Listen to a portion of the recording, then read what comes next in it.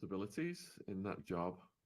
Yeah, people think that you go and work as a holiday rep and you're living the life of Riley, and it's completely the opposite. You work extremely long hours. So for us, we had the run of the kiddies club firstly. So the kiddies club would open from 9:30, I think it was, till around 1 o'clock. So we'd be there from 9.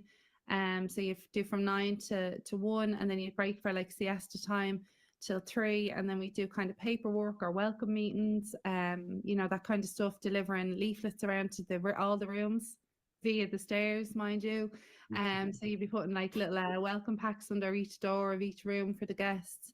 And then we'd have kiddies club again in the afternoon. And then from the evening time, we do the likes of mini discos, any of the shows that the hotel put on, we would be part of them. And then also we'd have to do the guest runs to and from the airport. So some of them kind of the bus would leave Club Pride Wash at 4 o'clock in the morning. And you'd go, you'd drop people off, you'd wait for a flight to land, you'd bring people back, and it would be bright again, they'd be coming in, and then you might catch a couple of hours sleep and then you're back into work. So it was very much like really, really busy. You had Sunday off, but we used to do transfers on a Saturday night. So really you had 12 hours off, you didn't have like a full day. And normally that was spent trying to catch up on the few hours that sleep. Because, for all, look, there are Club 1830 reps and all these things. I don't know how they do it, party from one end of the week to the next. That certainly wasn't my experience of being a holiday rep in the two kind of seasons that I did it, one in Spain and one in Portugal. That definitely wasn't it for me. If I could stomach 2 drinks at the end of, a night out with my friends, if I could afford 2 drinks because we got paid the most minimal wage at the time, we earned €120 a week.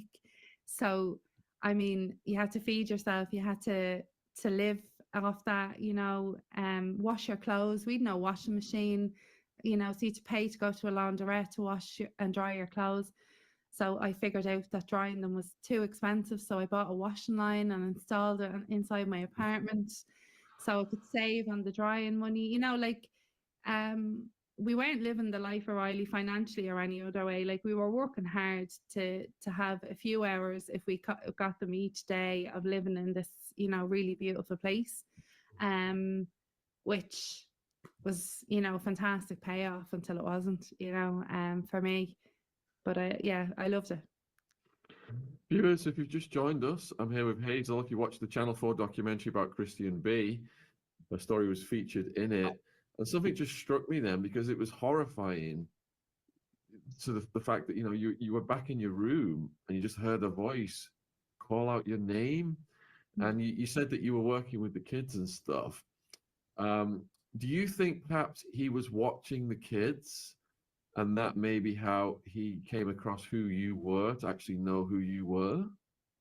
Look, this is all, me kind of, I've spent obviously many years trying to figure out how and why me, like what brought this person into my world. And we can all, come up with these ideas. Kiddies Club is certainly one of them that now in the last few years that has certainly stuck out for me for different reasons to what I had done before.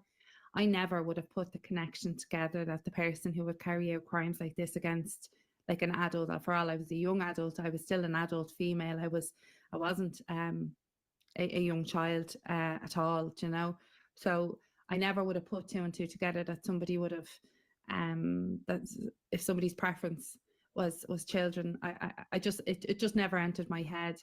My reason that, for many years of thinking the kiddies club and putting that together was we took the kids out on little trips and walks around the resort to the beach to collect crabs and all that, and shells and all that kind of stuff.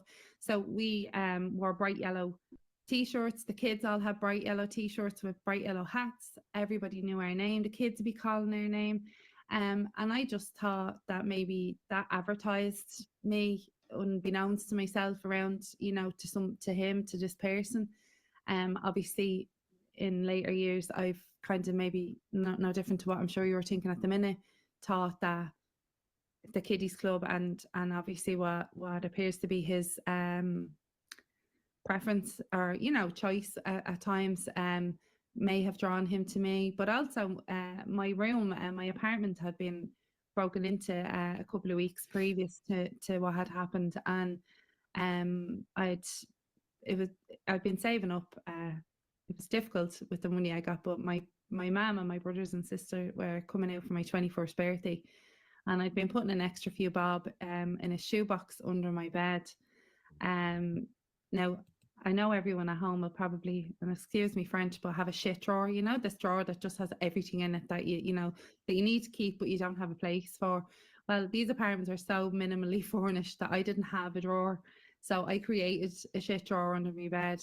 So I had a shoebox with the likes of, scissors, eyebrow tweezers, my belts, earrings, all that kind of stuff, my passport, and I was saving my few bob, whatever extra I could, under there. And a couple of weeks before what happened, that had been robbed. The money had been robbed, and there's a notion in me, like a thought in me. I don't know how. Again, I don't know if I'm right in this, but he has been known to kind of break into tourist apartments. My apartment would have looked no different to any other apartment in the block, and the balcony door was broken. It was ground floor. There was a step up onto it, into the, it was a very easy one to get into for somebody who done that for a living. And I would imagine that, upon getting in there and getting a few bob out of it, he realised that I lived there and I was alone. And maybe gave him the idea that he could come back. I don't know. It's the truth. I can't tell you that that's a definite, but it's certainly something that I've thought of. Because it was the only night I walked home alone. So I don't know. I can have all of these ideas of how he knew I walked home alone. There was wasteland right next to where I lived. My balcony door faced out onto it. There was loads of camper vans and high ace vans for the people who sold their wares on the hill, on the stalls. They all lived in there. Could he have been in there as well and seen me come home alone? Maybe. I don't know. Yeah. So Hazel, could you take us through your day before that happened? Yeah, it was no different to any other day, really. I worked for the day, and that night I'd done the mini disco and kind of children and family entertainment kind of thing in the hotel. I left the hotel after work, and I literally went around the corner. It's actually the pub that I went into was almost in the car park of the hotel, if that makes sense. It was so close. Like, I didn't go walking far alone, not that that makes any difference, but I didn't.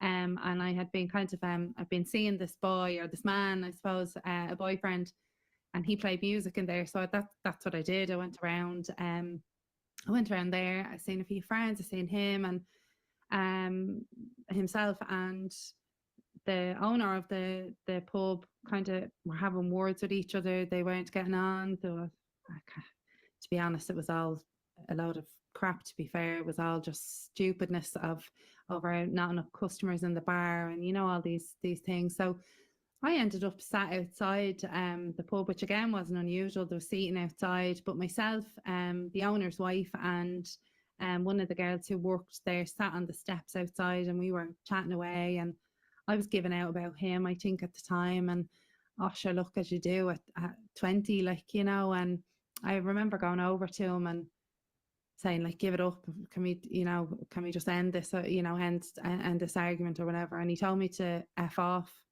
And I said, right, so I will, and I walked back to the apartment by myself.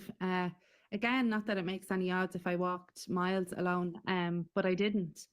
I walked, as I said, the bar that I was in was more or less in the car park of the hotel. It was in the car park on the opposite side of the dual carriageway to where I lived.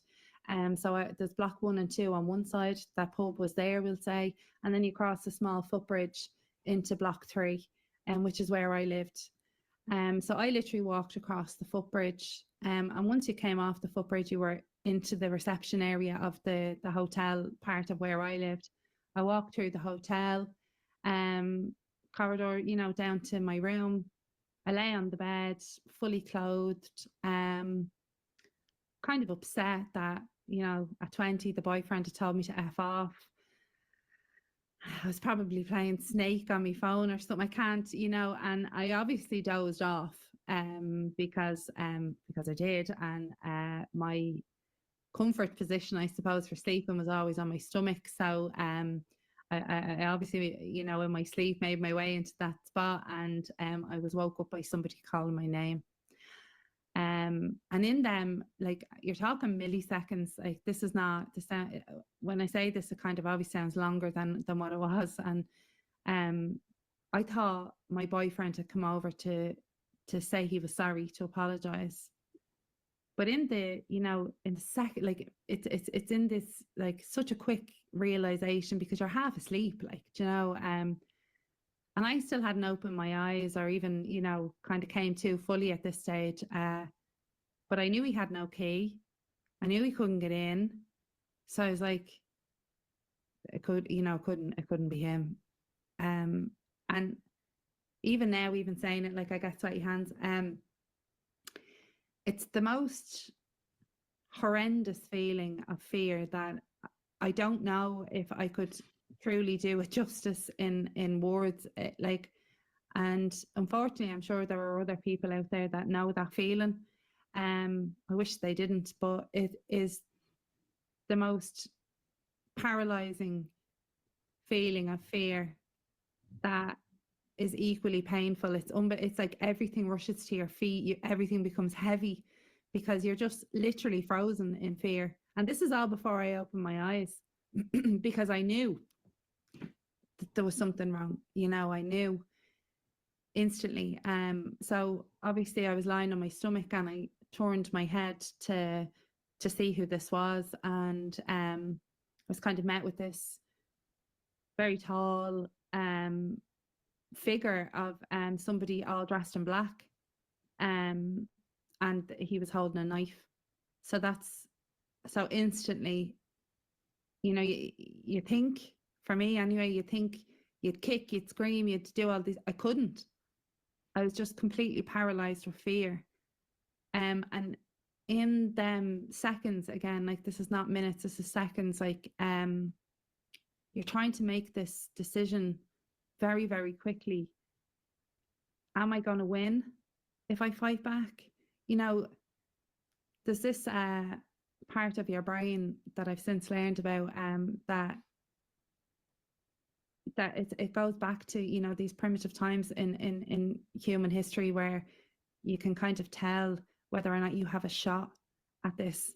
And somewhere in me knew that I didn't have a fight against this. So the best thing for me to do to protect myself, to survive, was to do nothing. And even if I wanted to fight back and scream and do all these things, I physically couldn't do it, because my brain was obviously saying, don't do it, because I couldn't. And look, I could have, I know I did trash around at one stage, and I lost my fingernails in the process, but that was kind of a more grasping at the bed than even at him. Maybe I don't really remember that part of it too well, because that fear just takes over, like, Hazel, when you were waking up, like you said, your eyes were closed still. Was there a split second where perhaps you thought you were in a dream and it wasn't real?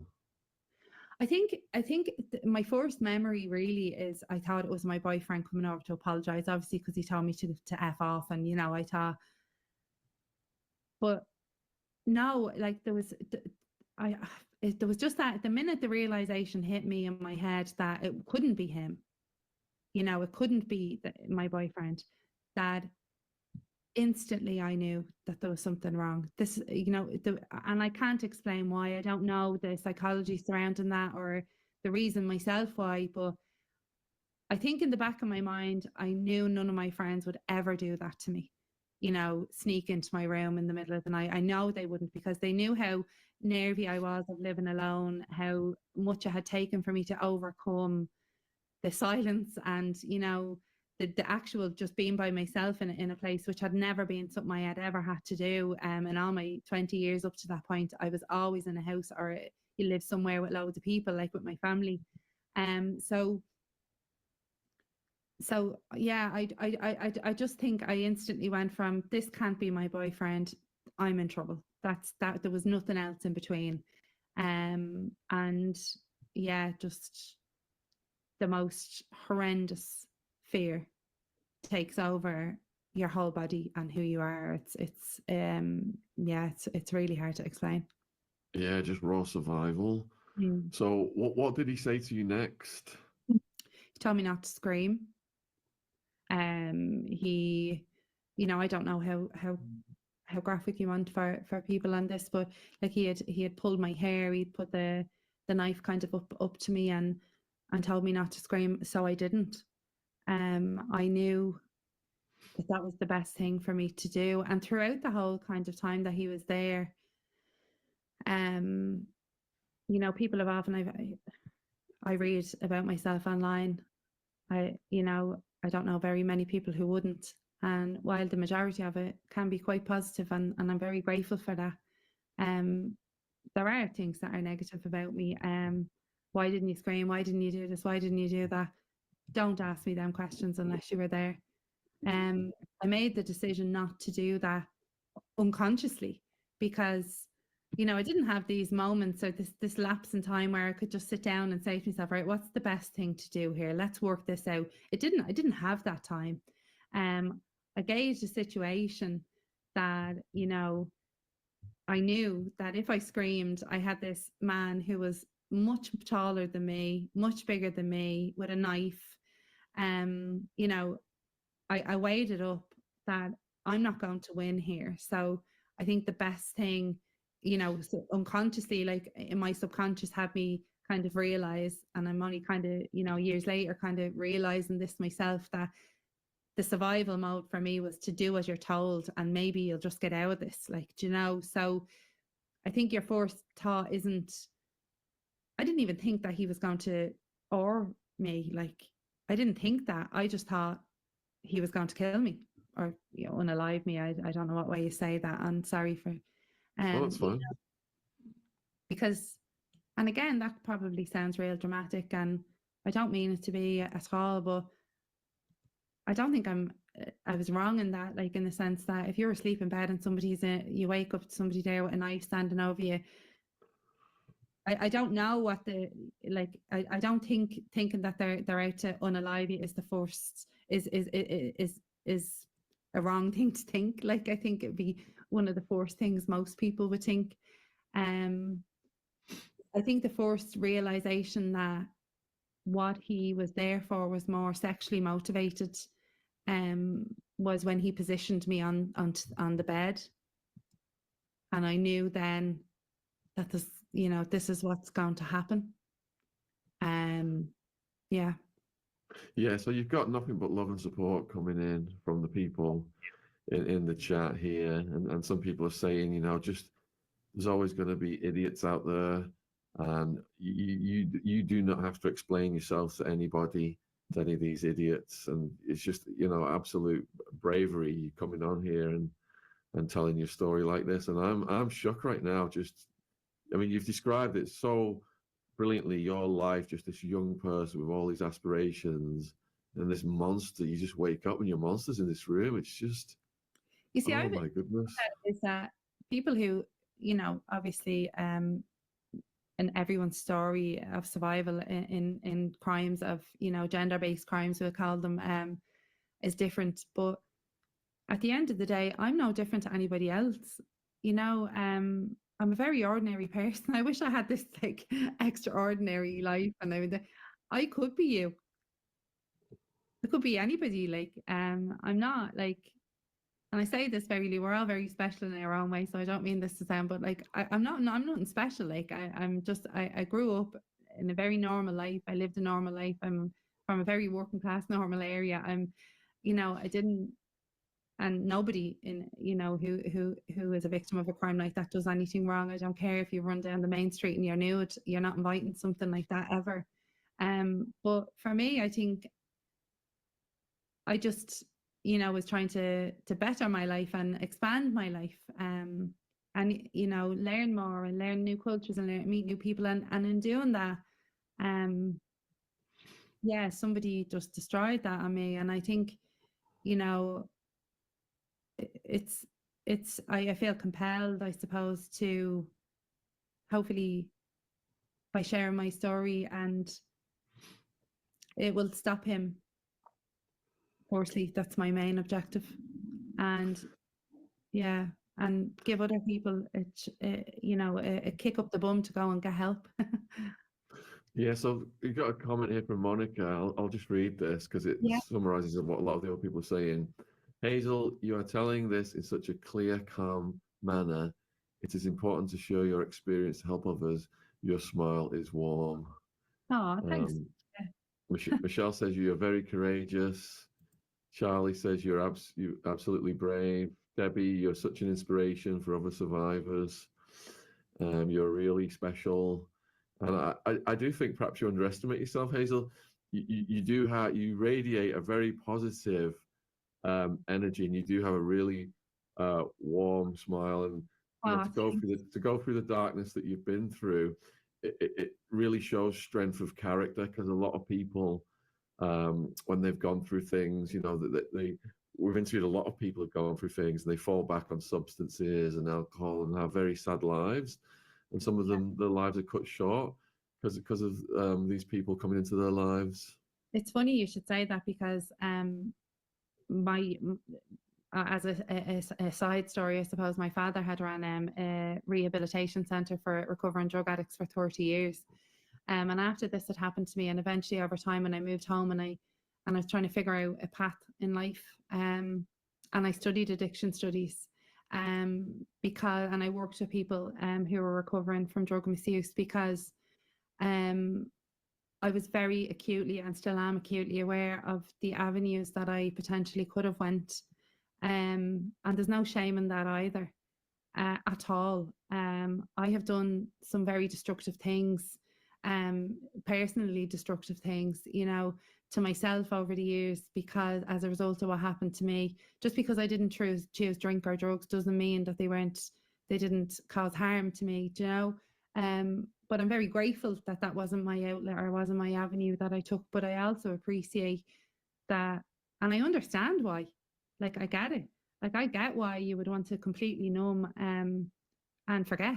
Like, because I spent many years trying to forget, like, you know, but unfortunately, forgetting will always come back, especially when it's a very real and traumatic experience.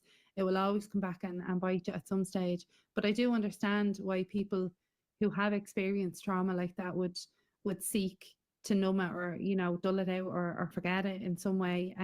So there's no shame in that, I suppose. It's owning the reason why you did it, and seeking the help to move forward in a more positive and productive way. You know, and again, that's not easy. Like, it's very easy for me to sit here and say that. I get that. Like, and if somebody's struggling at the other end of it, you know, a little comment like that it's kind of taken a bit flippantly, and it's not said flippantly. I mean that genuinely.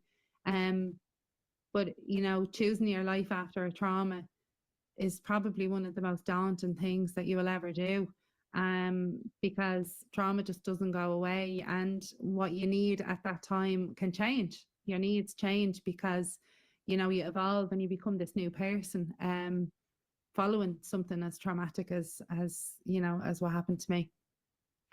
Okay, so there was a point in the documentary where Christian says to you, "You're afraid," Yeah. and you said you wasn't afraid. That's because you didn't want to give him any satisfaction that you were afraid. Is that? Could you expand on that? Yeah. So at that stage, I had been essentially pig tied to a breakfast bar. I had my hands tied behind my back. There was like a rope around my upper part of my body, and my knees were kind of hooshed up and tied around the legs of the breakfast bar.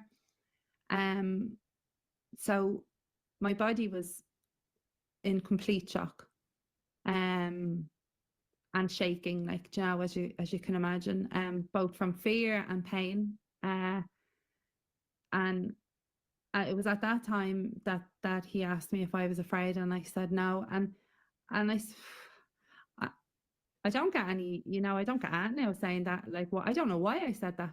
I think, truthfully, it's because I was like, I'm just not giving you any more. I'm just not, like, you know, he had already, like, took everything previous to even me being tied up in that way. Like, and I was completely, I was very close to actually just completely detaching from myself. And I've spoken about this a few times, or many times over the years with my counsellor and stuff, that, you know, I could actually pinpoint the time when I completely stepped away from myself, when I lost who I was.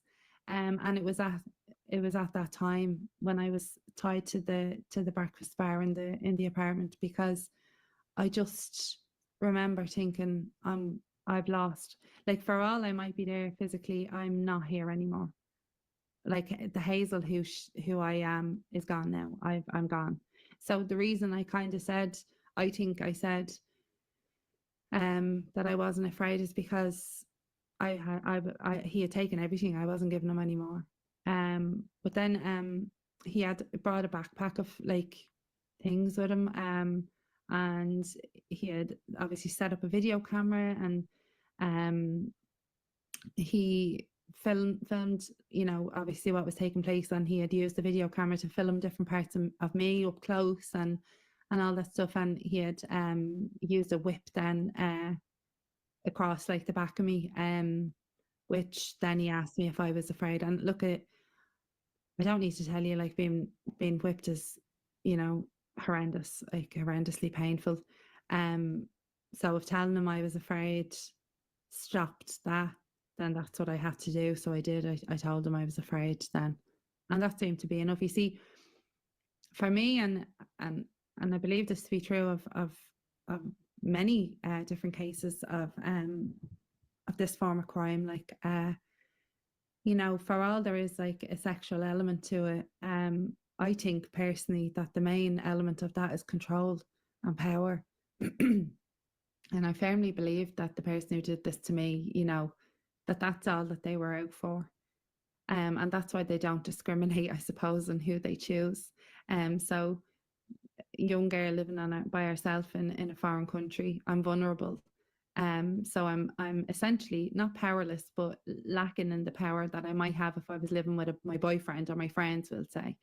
Young little girl on holidays, sort of, you know, on her own in an apartment, elderly lady living in a villa by herself. These are all vulnerabilities of females, that, you know, can be preyed upon by people who are seeking power, you know. And I do firmly believe that it was more of a power thing, and in that, all right, maybe, you know, there was sexual gratification in some weird effed up way, like, I don't know, but it was definitely a control and a power thing, you know, even down to how I was positioned, what, like, he had control over everything that went on, and very much, I would imagine, had a play by play in his own mind of how it would take place, because it was very particular, and he was very particular in what he wanted. And even in what he captured on his video camera, everything was very, you know, thought out, like, you know, and purposeful on his behalf, like. So yeah, it was being, look, I don't mean to be too graphic or dramatize it in any way, but being, like, tied up in that way to a counter is probably one of the most degrading things as a human being, and to be whipped and or worded when you're in that such a vulnerable position, I don't think I could be excused for completely detaching myself from living at that stage, to be quite honest, because that's exactly what I did. Yeah. Hazel, how long did this go on for, and how did he get out of there? Um, Truthfully, I don't know exactly how long it went on for. I didn't hear that part in the trial, so I don't know exactly because they obviously have seen, excuse me, CCTV of me going back into the apartment block and CCTV of the police. So that would kind of give a time frame. I It felt like I know it wasn't 20 minutes. I know it was like a couple of hours maybe. Because it got bright, outside. It started to get bright outside when the police arrived. I think it was around 6 a.m. when the police arrived because I'd rang my dad. But How did you get free to be able to ring them? so what happened was come the end of him being there, he had taken me out of the tied up position, and obviously having been tied up for so long, and the ropes had cut like into the backs of my legs. So you lose power in your legs if like you want them to work, but they're kind of like jelly, like they won't work. So, and again, without being too graphic, my legs were bleeding, like and I was bleeding from different parts of my body. So you're on a tiled floor. So when he cut me down, I was kind of slipping along the floor, and I slid over to like one corner of the room, and he directed me like with his knife. He wanted me to go into the bathroom, and again in split seconds I was just like, he wants to kill me in the bath because he can clean up quickly afterwards. Like, I know that sounds real silly, and why would you even think that? But I did. I don't know. Maybe it was too many episodes of Law and Order Special Victims Unit. I don't know. That's what I thought. And it was then that, I don't know what it was inside me, but I said no, that I wasn't going into the bathroom.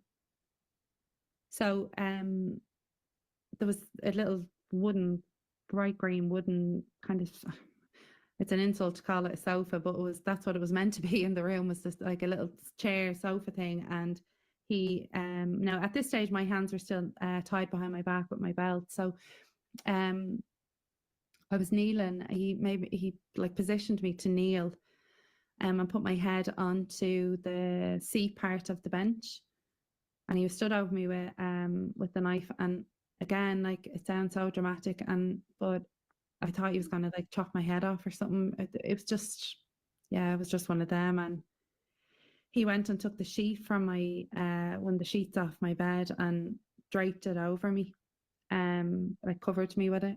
But I could still kind of see underneath it, like there was, a small gap of where the sheet actually hadn't hit the ground. And yeah, he packed up I could hear him packing up his stuff. I could see him, the swish, maybe like the sheet had kind of moved with the air of him passing by and stuff. And he stepped backwards out of the balcony door of my apartment. So he stepped out backwards into shoes, and yeah, I was gone. So I didn't know if he'd left. I didn't know if he was waiting on the balcony, and the lights, like the wall lights in the room were on. So I couldn't see out the balcony door, the glass, because the lights from the inside were creating like a reflection on the door because it was dark outside. So I couldn't see if he was still on the balcony. I couldn't see outside. So I stayed in that like position for a couple of minutes, and I was like, I'm gonna have to, like, I'll take a chance here. And I, obviously got the sheet off, and I used to be able to do this thing with my arms, that when they were held together at the back, it was actually a dance move from a Run DMC video, and I figured out that I could kind of dislocate my shoulder a bit. So I managed to get my arms, I can't do it now, managed to get my arms over my head, but they were still obviously tied together, pick off the belt off one of my hands and get out of the room. And I know, again, I've seen a few things comment on this online, but when you're in that fitful state of like fear of, there's a part of you that gets this huge adrenaline boost because you're actually out of the room. There's something, it's like this, just this onslaught of a huge amount of different emotions that are very hard to kind of deal with in these split seconds. So when I opened the door of my apartment, my friend and work partner, Shaun, the door for his apartment was directly outside, and that was open. So in the madness of my mind, I didn't know whether he was in there. I knew he couldn't have been. Like, logic tells me afterwards, but in them split seconds, there's nothing logical. The whole thing is illogical. So I battled for a second with myself, like, do I go in and see if Shaun is okay, or do I just run? So I ran. And I ran, and the cobbles of the pool area that I had to run by were like loose. So they were clicking behind me. So it sounded like somebody was, running behind you. And again, it sounds very silly. And I do, but it's the truth. It's what I thought at the time. I came to the lift at the end of that kind of poolside walkway. And I was like, do I get in the lift or do I go down the stairs? And in my head, I was like, in the movies, they're always waiting for you in the lift. Like, so how would he have been in the lift? I don't know. How did he get into my apartment? Why was he there? Why is all this happening? All these things, like, there's no logic to any of it. I've seen people saying, sure, why would you think he was in the lift? I don't know. I was absolutely traumatized and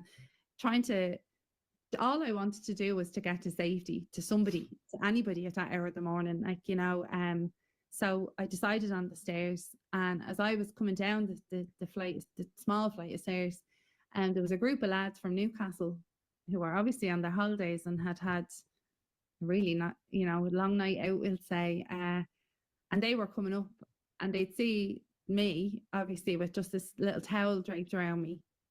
And at first, they thought that I was maybe, streaking, or, that I was, that was all fun.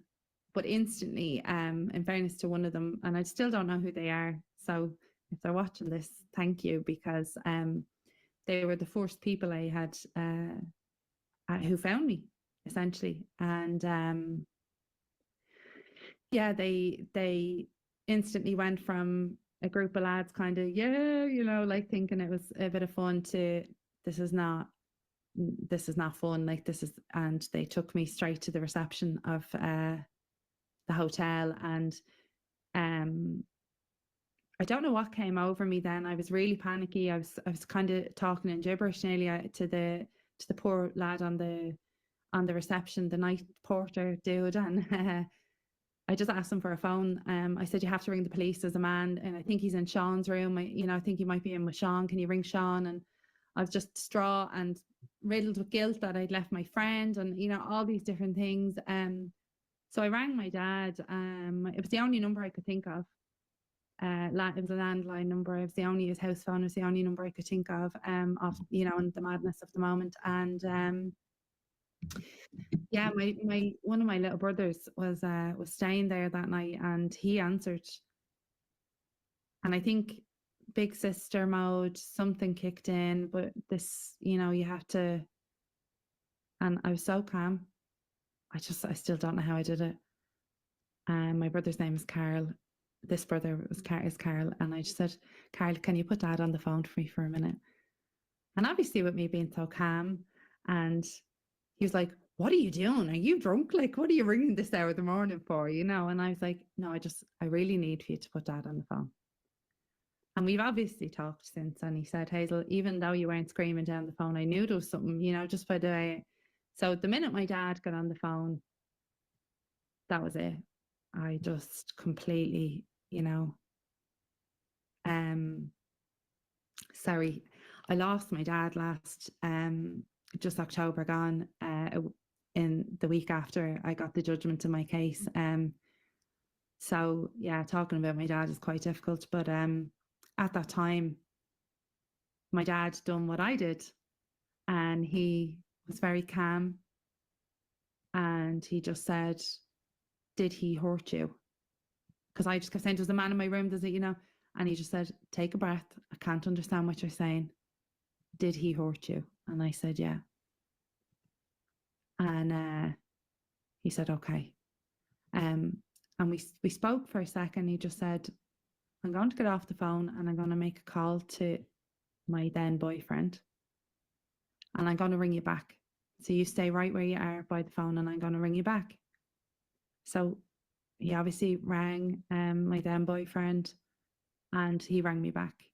And he stayed on the phone with me until the boyfriend arrived and the police all arrived to Club Pride Russia. And yeah, a fire went out on both my parents on the 16th of June 2004, to be quite honest. And I don't speak for them, but I know I speak confidently enough to know that as a parent now, even if something like that happened to, I don't care how old they are, to my babies,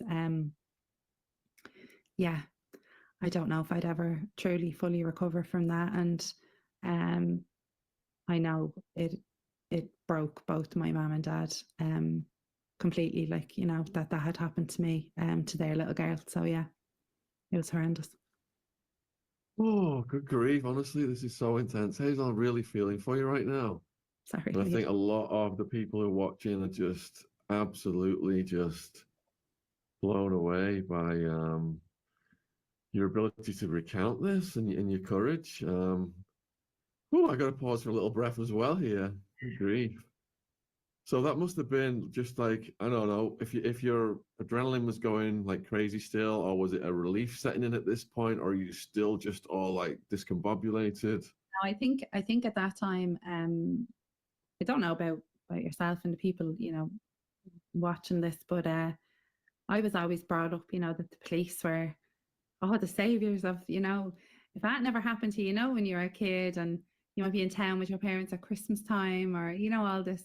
And your mum, my mum would always say to me, if you ever get lost, look for the police, look for the Gardaí, as they call them in Ireland, and look for the Gardaí and they'll find me. And, you know, so for us, like, or for me, the minute I seen the police arrive, I was like, oh my God, thank God I'm okay. You know, I'm safe now. The police are here. That's it. I'm good. And that unfortunately wasn't really how it worked out. Oh my goodness, what happened next then? So the PJ, or as they're called, the Portuguese police, arrived to the hotel. They were all men. There was no female police officer. Which I found quite intimidating. I can still remember my boyfriend had arrived then at that stage, and he'd given me like a t-shirt and a pair of shorts that he'd had in the boot of his car just to dress myself in. But the police all spoke. There was nobody there that spoke. Well, they did speak English, but they refused to speak English to me, and it was all just Portuguese speaking around me, over me. This group of men, you know, like, and it was, I remember just something in me was like, oh, I'm not comfortable here at all, like, you know. And what followed then was probably, you know, second to what happened in that room that, you know, that night, where was probably one of the worst violations that of, you know, after that, because I was taken back down to the room. The police insisted for some reason or another on taking me back to the apartment. I remember vividly saying, no, there's no way, I'm not going down there. But they were really insistent, and to be honest with you, I just had no fight left in me. Like I was like a, you know, a sheep at that stage. If you said jump over the wall, I jump over the wall. That was just, you know, and particularly with them being the police, you're like, okay, there's obviously a reason for this. Maybe it's for the right thing. So, but I didn't understand anything that was being said to me or asked of me because they didn't speak English. So reluctantly, and I say very reluctantly, I went back down towards the room, and we got into like the walkway up to the corridor of the room, and the doorway to the room was the very last one right ahead at the end of the corridor. And I was just like, oh, I can't. But there was just people walking in and out. Everyone was walking in and out. And even in my mind at that time, I'm like, surely they, like, why is everyone going in and out of that room? Like, anyway, they made me stand in the doorway of the room, and I had to take off my top half of my clothing in front of all the men and stand for photographs, which was the most horrendously degrading experience ever at the hands of people who are like mandated to protect and serve. There was no translator who could even explain to me why they were doing what they were doing. I still don't know why they did what they did, or why they insisted on bringing me back to the room, why they didn't cordon it off, why they did all these different things. I really still don't know any of the answers to that. But after they did all that, they took me back up to the reception of the hotel. There was an ambulance there waiting for me. I had to get into the ambulance alone. I wasn't allowed to have anybody in the ambulance with me. Again, I travelled to Portimao Hospital in the back of an ambulance with an ambulance man who sat there. Again, no English spoken. I was just completely terrified by myself in the back of an ambulance in a foreign country. You know, after it was just horrendous. So I got to the hospital, and my boyfriend and my actual boss of the company that I worked for were waiting at the kind of the seating area inside the door. They weren't allowed to come even inside past the reception area of the hospital. I was taken in a wheelchair down to the very basement of the hospital by two men to an examination room where there was a gynecologist and a few nurses there. Again, nobody spoke English. But they were the first people that actually showed genuine care. They were very caring, even in the broken English eventually that I got out of them. So they wanted to, you know, and rightly so, do all the tests that they need to do, and what I now know to be an ORCID, you know, after what happens. So they take blood, they take swabs, they do all these different things, which I, you know, fought against. But they did, and they took notes of all the injuries that were there, and, you know, cleaned me up as best they could. And I was brought back up to the reception area of the hospital, and I had nowhere to go. There was no policeman or woman or anybody waiting there for me. There was no information given to me. I mean, I had no family. I'd no friends. I did have friends, but they all lived in where it happened, in that block. I'd no home. That was my home. I had no money. I had no phone. I had no clothes. Everything was in that apartment, and I had nowhere to go. So the only choice I had was to go to the home of the boyfriend that I had the argument with the night before, and found myself in a quite an odd, I suppose, to put it mildly, situation in what became a very toxic relationship, but that's another story.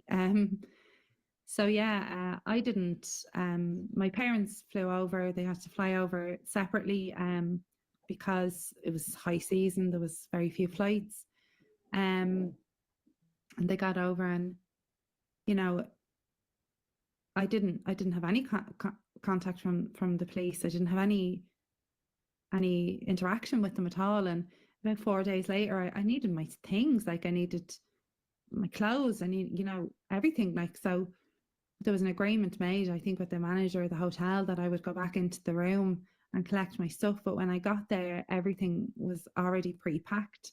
So somebody had obviously already been in the room. They had already packed my things away. My mum came with me to the room, and when we got into the room, everything was still the same. Blood was still on the floor. The bloody sheets were still in the bed. My mum was trying to, you know, move the sheet so to cover the blood, like, so I wouldn't have to look at it. And in doing that, my nails were in the bed. So nothing was collected. Everything was still there. Obviously, people have been in and out and completely destroyed any evidence that potentially would have been collected.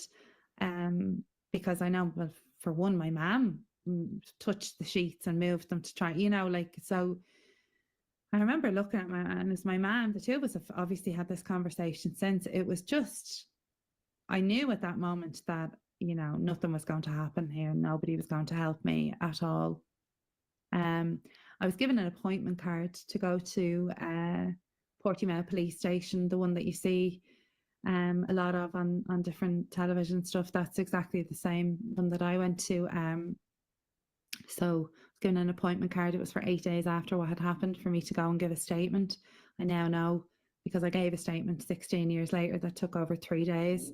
And I didn't give a statement in Portugal because I wasn't refusing one, but I wasn't asked for one. And obviously not having any knowledge of the legal system anywhere, let alone in Portugal, because I'd never had to give a statement before, being involved with the police before my whole life. Like, so I had no clue of what to expect. But I got to Portimao police station. I was never offered a translator, so I had to find somebody myself. I asked a friend of mine who spoke fluent English but was Portuguese if he would accompany me, because I had no other option.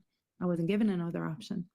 So when you get to that police station and you walk in and you're straight upstairs, my mother wasn't allowed to enter the building, let alone wait for me. So she had to go to a coffee shop a few doors down and have a cup of coffee while I went upstairs to an open office. There was no privacy given. There was nothing.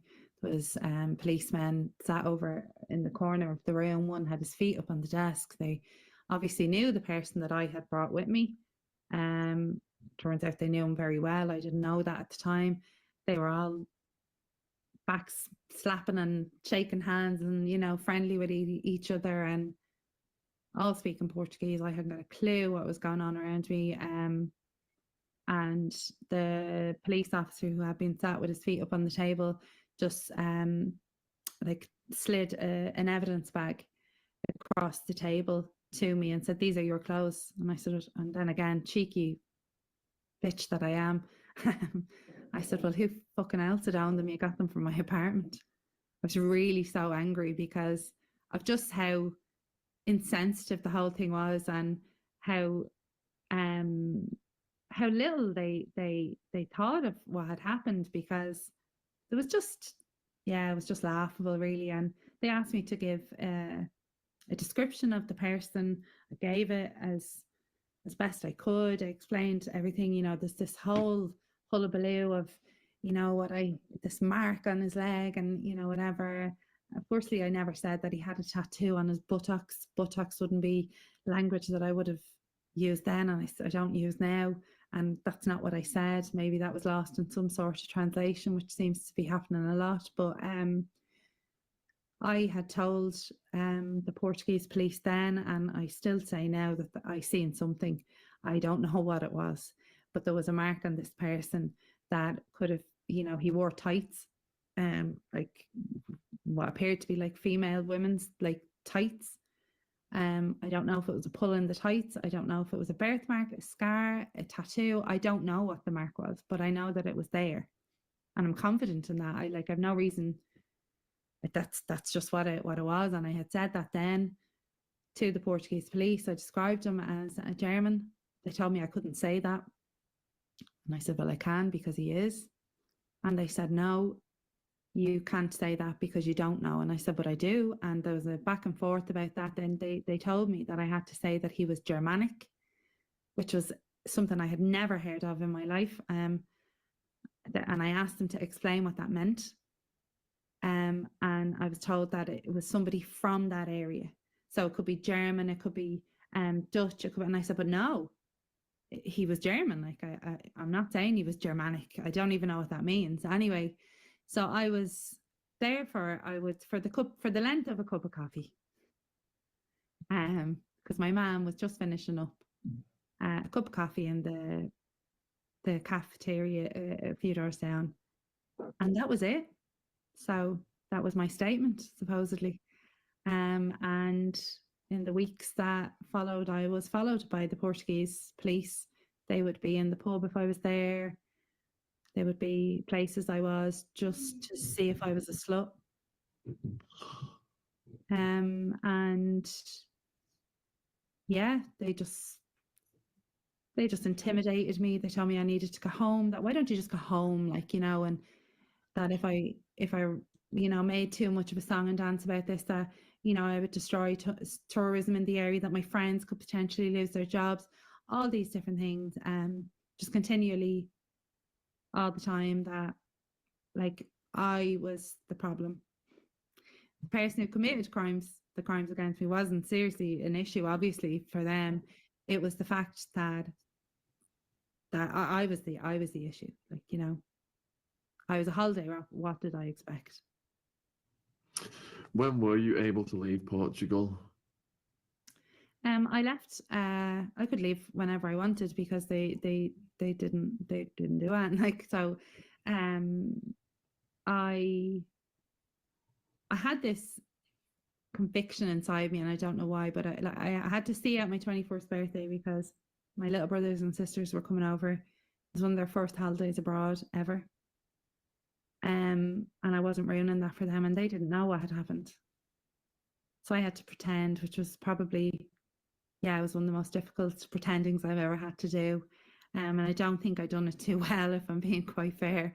But I tried my best to, and they had a fantastic time. I know they did, and particularly my little sister, who you know was only 9 at the time. Like, so yeah. I stayed obviously for that time, and I was in a relationship, and he lived there, so I kind of held on and tried my best to see out the season that I had said I would, and figure out what it was that I wanted to do. And you know, I'd went into this very deep place inside myself mentally that, you know, I had the person that I was no longer existed. I tried so hard to recreate who I felt she was. And I think I convinced myself, I suppose, that I was doing a really good job at it. And if I forgot about it, and if I didn't think about it, and if it, all these ifs, then it didn't exist, then it really didn't happen, you know? And that worked for a while. I think it was my mind's way of protecting itself, you know? I found, oddly, Portugal hugely comforting for me, in a sense that, and maybe I needed the sunshine, maybe I needed, you know, to see out the time that I had there as a, you know, something for me. It was a win for me out of all of this. And I became pregnant in the October, I think it was October, November that year, and had my son in 2005. Now I have my son here in Ireland, but you know, I spent a little bit of time going back and forth with my son to, you know, obviously try and see if a relationship would work with his biological father, but that didn't happen. And you know, life kind of has a way of protecting you. Your mind has a way of protecting you that allows you to keep going forward. I think for me at that time, it was, you know, becoming a parent and becoming a mother was truthfully the last thing that had even entered my head. But it had, you know, the opposite effect of what people might imagine it would have. Luckily for me, it became the thing that saved my life, you know. And again, I don't say that to be dramatic, but I took my role, I suppose, as a parent, as a mother, extremely seriously, and that just became my main focus. And obviously, look, I have 3 children. Each of them have saved me in their own way, and I'm very lucky to have them and to have that in my world. But at that time in my life, you know, I had picked the wall that I wanted to drive into. I had had enough of the turmoil that was going on very much inside me, that I wasn't able to even voice outwardly because I couldn't put words on it. I didn't know, you know, it's very hard to explain to people that you died, but you're physically still alive. Like, you're not here, but you're physically still here. I don't, you know, I still struggle to put words on that, because you're dead, but you're not dead. Like, you know, I don't know. So let's go forward some years then, and this all blows up in the news. How did that happen in your life? It's so funny because I do read again things that say, oh, you know, she's just jumping off on the bandwagon of Madeleine McCann, and you know, it's all I didn't choose the person who did this to me. In fact, I had zero choice in anything that had happened to me in that room and since. So yeah, I just to say that, yeah, that's certainly not the avenue of I would be going down. But obviously, I knew about Madeleine's case. I don't know anyone in the world that didn't or doesn't.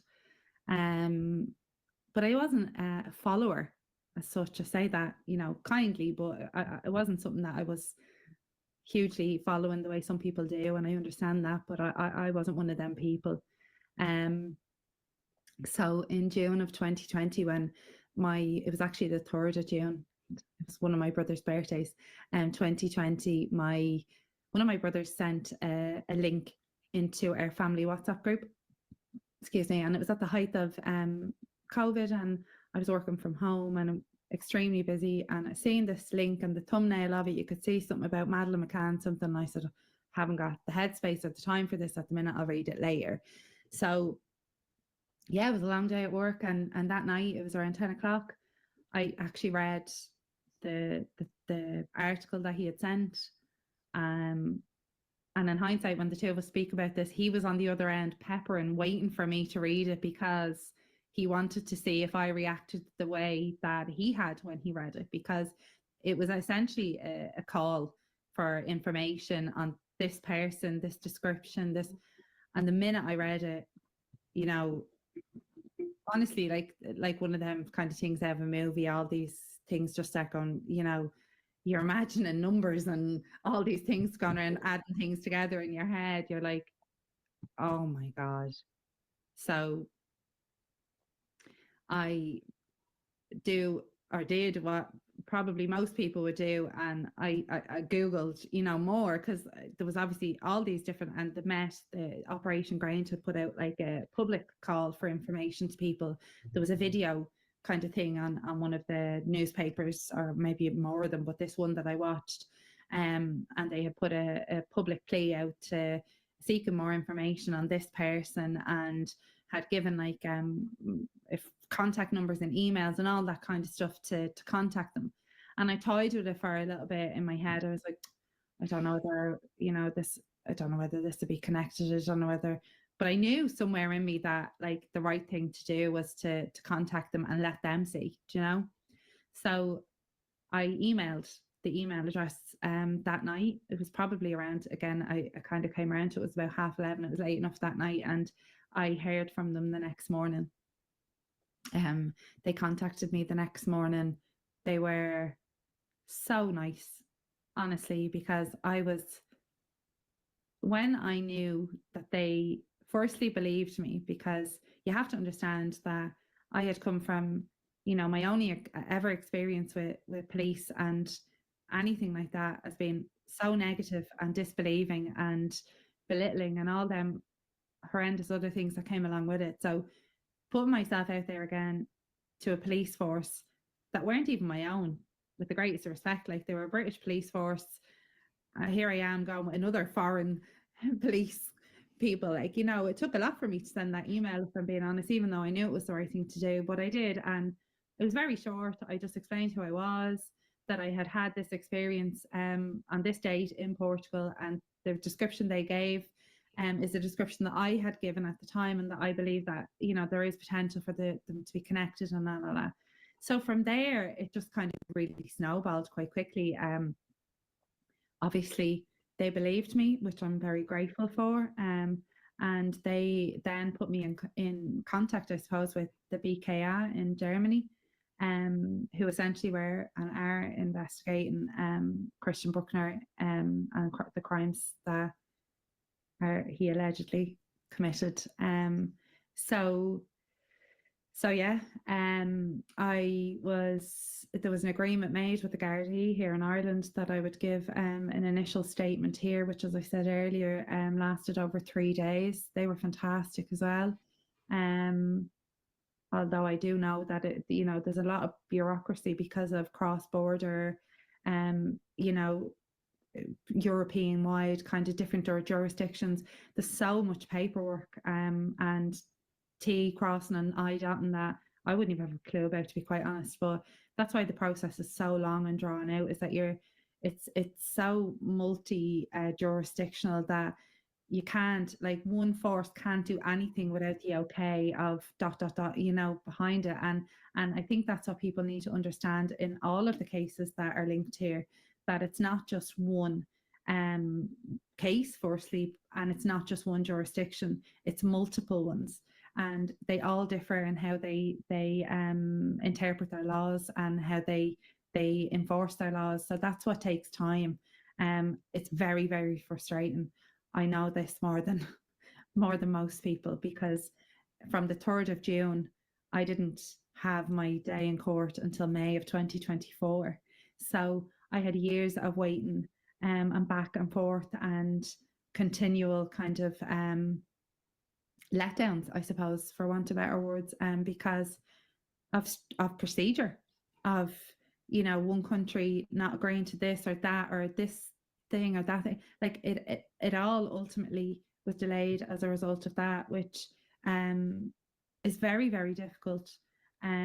Logically, I understand it, but emotionally, like, it's debilitating. Like, it is so drawn out for any victim of a crime like that. If they are lucky enough to get their case actually heard in a court, the waiting game it just puts your life on pause again. Like, it's horrendous. And I'm saying that, and I'm so grateful to the BKA, to Operation Grange, to everybody involved in getting it to that point and helping me through that. But it still doesn't change the fact that the length of time waiting, and the whole build up to it, the re-traumatization of it, the having to completely relive every minute detail,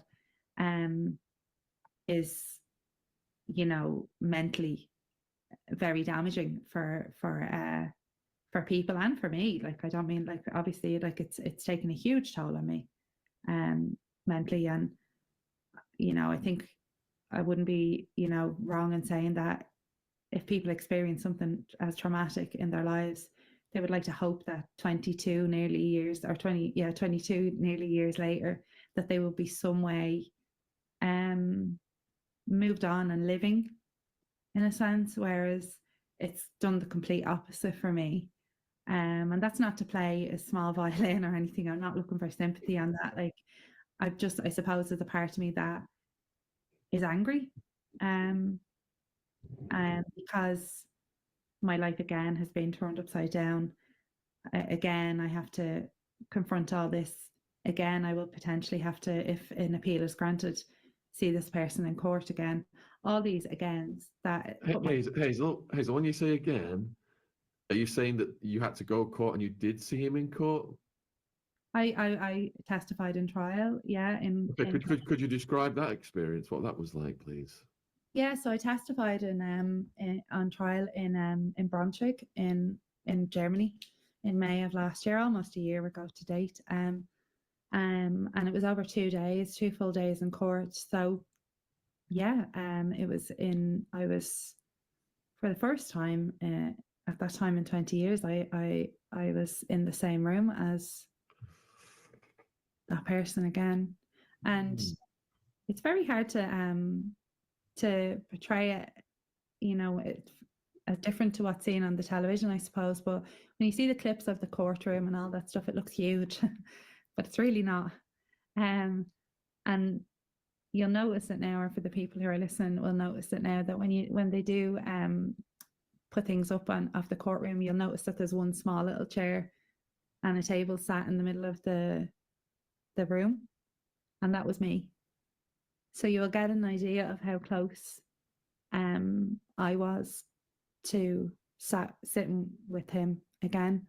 I found out later that his defence had the option of, or were given the permission to strategically to turn my chair so I was more facing him during my testimony, which lasted the 2 days, 2 full days in court, which was horrendously difficult. I'm using them words an awful lot, but this is just a very difficult thing. Like, I suppose the idea, of having to confront this person again in a very small setting, to breathe the same airspace as him, and he gets to invoke his right to silence. He hasn't spoken, he doesn't have to speak, but my life is completely torn apart and put on in court, very graphically, and there's parts of your life that are discussed in an open courtroom that's full of press, that really have no bearing on what happened then. Who I am now as a person really doesn't have any bearing on what happened then.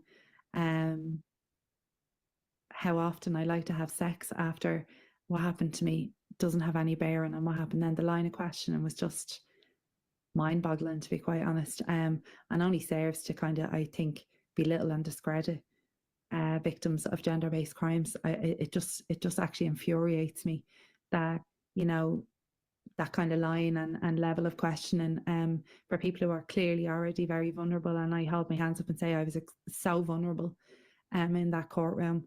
I was on his turf. He, again, as I said, had the right to not speak and sit there drawing while I had to bare my soul again in front of him, and cry in front of him and share with the person who I believe destroyed my effing life, give him back. Not only do they have the opportunity, or did he have the opportunity to lust over that in a public court, he also gets my counselling records and my notes. So him and his defence team get to read all them before court. So they know my weaknesses, they know my inner thoughts, my inner fears. He gets to see how he's affected my life, and and I still don't understand why a victim's counselling notes are used, and that's not just in Germany, that's across Europe, that's in the UK as well. It's absolutely horrendous that the help that you seek after something like this happens to rebuild your life going forward is essentially a tool that's used against you to discredit you when you're in a courtroom trying to get justice and keep what I believe to be a monster behind bars. I don't, so court for me was again another life-changing moment, and it was extremely difficult. He was found, ultimately he was acquitted in October 2024 because of lack of evidence as a result of poor investigation by the Portuguese police. So yeah, that has led me to the European Courts of Human Rights. Hazel, before we go to that, so you were able to identify him through his eyes. Yes. When you saw those eyes again in that courtroom, were you 100% certain again they are the eyes? I mean, he's got a very distinct look about him. He does, and again, I don't expect for people to understand how I can say that, but I know that, if you can just imagine, and I know it's very, very difficult for people to do, but when all you can see of this person who is inflicting such horrendous crimes and hurt and pain on you, there's something about this thing, this one thing that you can see, forget the eyes for a minute, but this one thing that you can see of this person that will forever be imprinted on who you are. It will be a forever memory. It'll be something that you cannot unsee. It'll be something that you can never forget. So when you see them again, or see that thing, whatever that thing is for you again, wholeheartedly, with confidence, 100%, that this is what I saw. It's there, and that's all I could see of him were his eyes. So yeah, I am extremely confident in my belief that this is the person that committed the crimes against me. I'm extremely confident in the German investigation. I'm confident in the information that has come out since of the person that he is, of the crimes that he has committed and has been convicted of, and the similarities between them and what he has done to me, his pattern. All these things confirmed what I know that I know is him. I know that it's him. So you know, I've had this question asked of me on, you know, privately and, you know, with friends or with family of lately, like, and is my life any better knowing that it's him or not, you know? And truthfully at the minute, I don't know, because if he gets out and I've done all this to try, you know, I don't know. Yeah. You said that he was drawing and ignoring the process. Was there ever a point where he locked eyes with you? And did you get any kind of feeling from him? Oh, he locked eyes. We did at one stage. During the near the end of my 2 days there, I didn't want to look at him at all. Like I didn't want to at all, really. And I consciously made an effort not to make eye contact with him. But we did at one stage, but it wasn't like the stare off, you know, at all. But it did happen. But he, you know, as I said, he doesn't have to speak, he doesn't have to partake in anything, he doesn't have to say anything. So from what I could see, he was sat drawing, or, you know, and that seems to be what he did throughout the trial, the whole trial process over the months that he was there. So yeah, he's brought into the room in like ankle chains and hand chain things, and he sat with his team of pretty high class lawyers, as they call them in Germany. And yeah, that's that he just sat in the kind of in their bosom for the time that he was there, like, you know. So how disappointing then was the acquittal? Did you have high hopes at that point, but they were crushed? I don't know if I had high hopes. I don't know if hope would be something that I had. I think I was very aware that it could go one of two ways. Like, I'm not that naive to think that it was a sure thing. I had, and I still have, huge confidence, as I said, in the investigation that was carried out. What you have to understand is this is a completely different jurisdiction from a completely different country. Dealing with a crime that happened is a historical case, like, that wasn't investigated, that was very, very poorly investigated at the time. So, you know, they really have done amazing things off the back of what I believe to be very inept and poor work, like, you know. So um yeah, I knew it could go one or two ways, and the fact that he was found, you know, he was acquitted as a result of very poor investigation infuriates me. Yeah. Like, I don't believe he's innocent. I believe that guilty people are found or acquitted on technicalities and lack of evidence and all these different things for lots of different crimes all of the time.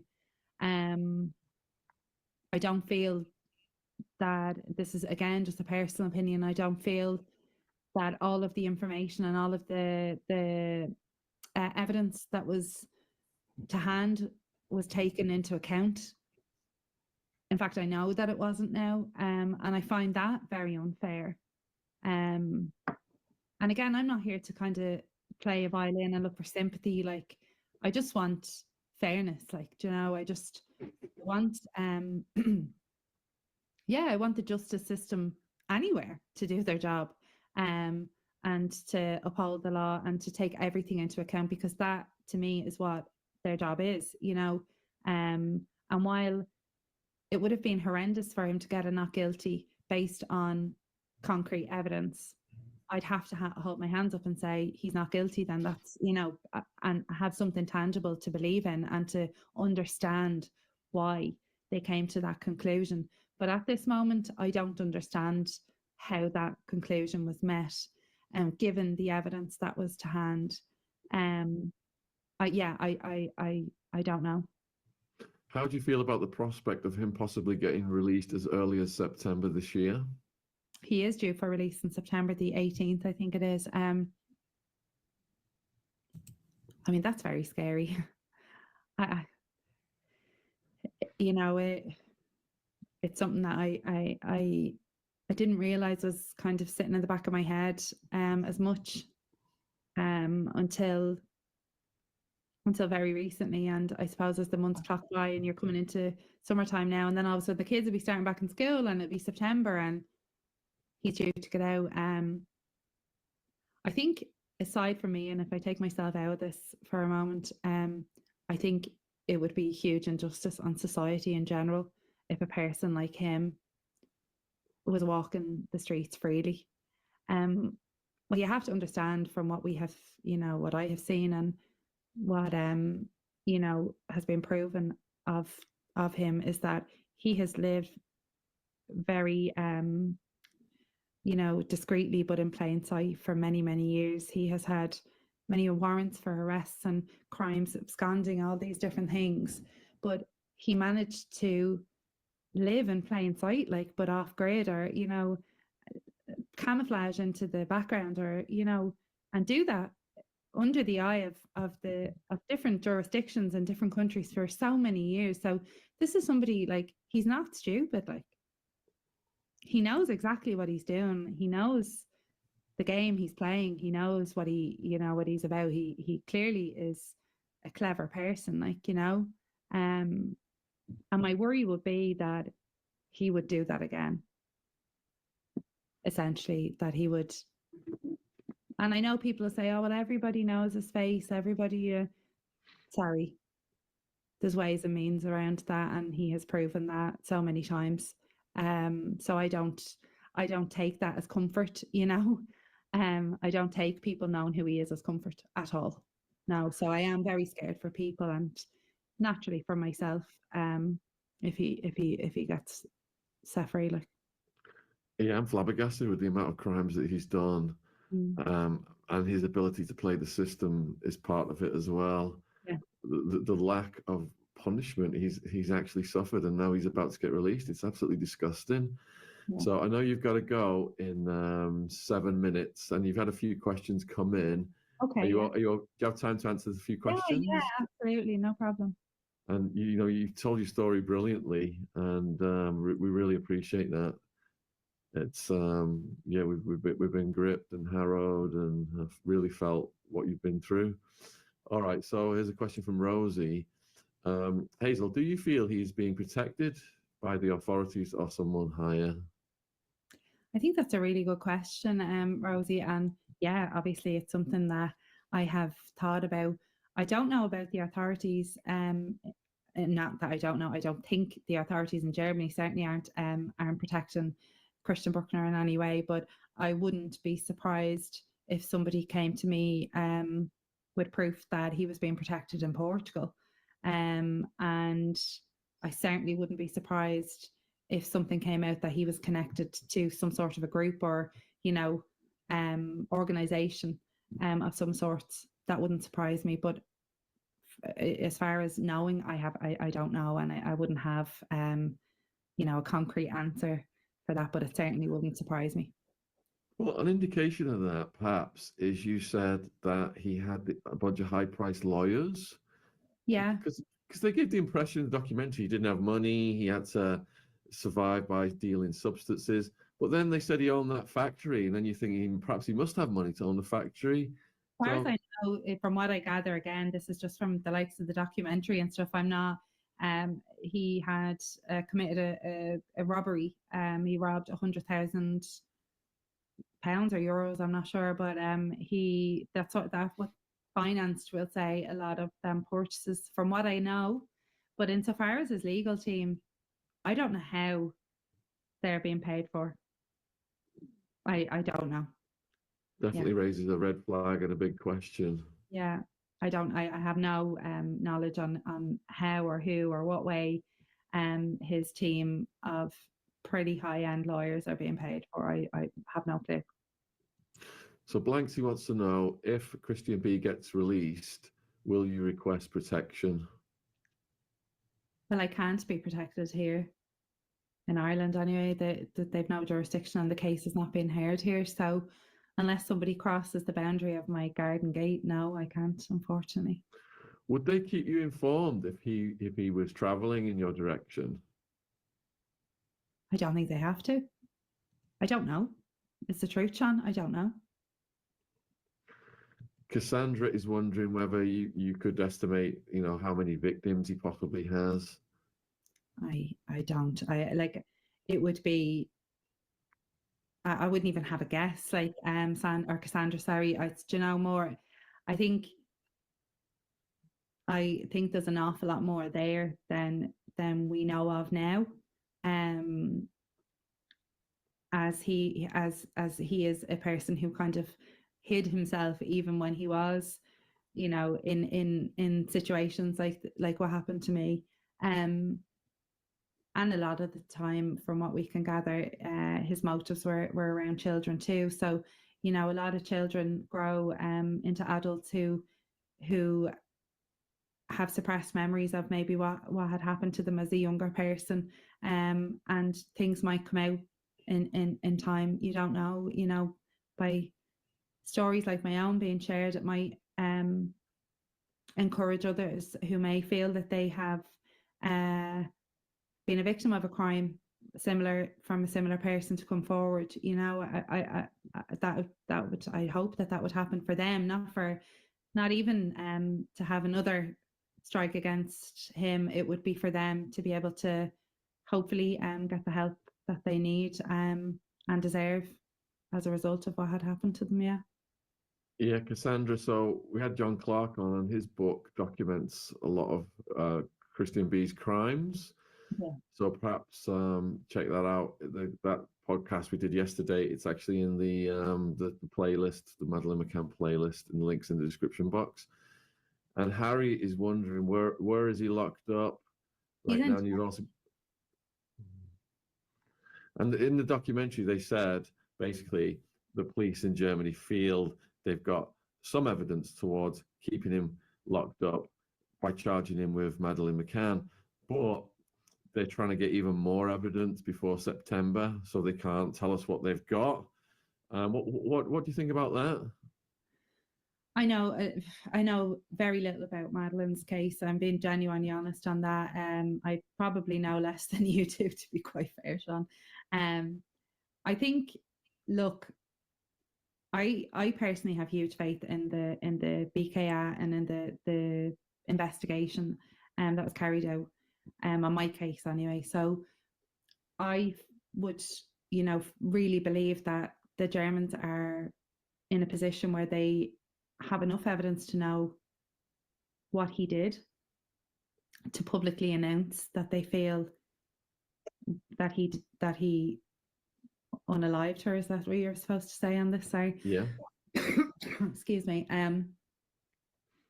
But I think because of the high profileness of the case, that they want everything, that they just don't, they need, I suppose, is my guess, is a silver bullet. And I suppose that's either a body or DNA proof.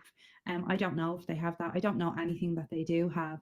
But my idea would be that, this appears to be a person who likes to film and document his conquests as such. And maybe they have, some sort of photographic or video or, written evidence, because he clearly likes to keep momentous and things to look back on, because, why else film yourself doing that? Like why else do that and write the stories, the horrendous stories that you do, and document things in his books that he writes of his own. So yeah, my guess is that whatever evidence they do have is quite clear and believable as such, but they're obviously looking for something more. Yeah, I don't. Yeah. A few people asked what happened to your friend Shaun during that time. Shaun, funny story. Like, Shaun was and still is a wonderful friend in my world. He's like a brother to me. I love him. But that night in particular, Shaun had, on the very rare occasion, as I said, he had one too many drinks that night, came home and left his door open. He forgot to close the door. That is as simple as it was. Wow. Yeah. Wow. Well, we know you've got an appointment to go to, Hazel, so we're going to let you go. Yeah. Is there anything you'd like to say in conclusion? I suppose thank you firstly, Shaun, and to everyone else for having me on here. It's been really nice getting to speak to you as well, and hopefully for me, look, I don't mean to sound real corny and modeling and all this, but I don't know where or what I'm doing at the moment insofar as going forward, but I do know that I feel the right thing to do is to speak up and hopefully encourage other women and victims, male as well, of any form of sexual or gender-based violence to seek the help that they need. Because I didn't do that for a long time, and I suppose that's one of the regrets I have. I want to try for myself to get something positive out of this horrendous situation. And I don't say that to be a good person. The selfish motive in it too. I'm doing it to make myself feel good as well. But in the process, I hope that it helps other people. So, if this podcast even helps one person who is struggling with, maybe going and reporting a crime, or even going just to sit down and speak to somebody to get some help, well then that's my job done. I feel I can't change what happened to me. There is no going back. There's no rewind. There's nothing I can do differently, but I can hopefully make a bit of a difference in something going forward. And it's partaking in wonderful shows like this that allow for me to kind of hopefully make a bit of a difference in somebody else's life.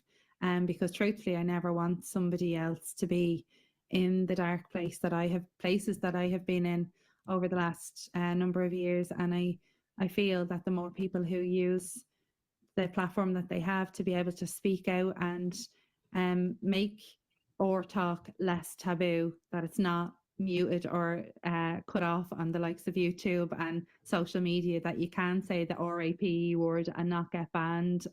That it is something that unfortunately happens and will happen, but that people out there who are victims of crimes like this don't feel that they're on their own, firstly, and secondly, seek the help that they need. So that's really why I'm doing that. Well said, and we salute your bravery. And if there's anything we can ever do for you, you just let us know. So much love from over here, from me and my viewers. Everyone's so supportive, and I hope you have a great rest of your day. Thanks, Hazel. Take care, everybody. Thank you. All right.